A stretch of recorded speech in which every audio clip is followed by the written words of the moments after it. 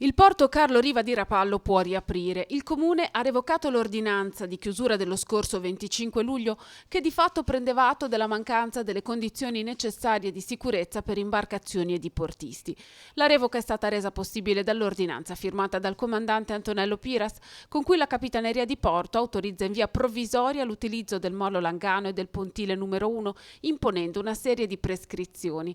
Chi entra in porto dovrà essere dettagliatamente informato delle attuali condizioni. Le imbarcazioni saranno ormeggiate secondo un piano preciso ed elencate in un documento che dovrà comprendere i recapiti telefonici di ogni comandante.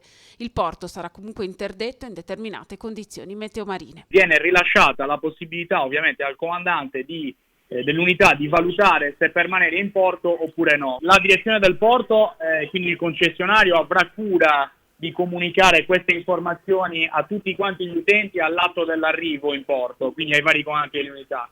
Però ovviamente il codice della navigazione riconosce una responsabilità diretta anche del comandante dell'unità, il quale potrebbe valutare comunque pericoloso lasciare il porto, più pericoloso lasciare il porto rispetto alla sua permanenza all'ormeggio. L'utilizzo del porto in particolare è subordinato alla messa in opera del sistema antincendio provvisorio. È stato implementato sotto il profilo appunto delle dotazioni antincendio, ma anche sotto il profilo del servizio di guardianina, quindi inteso come dotazioni, come persone che fisicamente svolgono questo servizio. Per questo motivo il Porto Carlo Riva ha sottoscritto un accordo con i Vigili del Fuoco che provvederanno ad integrare l'organico dei dipendenti del Carlo Riva per garantire un pronto intervento in caso di un principio di incendio. Resta interdetto l'utilizzo della diga foranea costituita dal molo sud e molo est e del pontile 2 e 3. Il porto chiuderà nuovamente dopo il 30 settembre. Era determinante capire quali erano le capacità di resistenza della diga stessa al moto ondoso,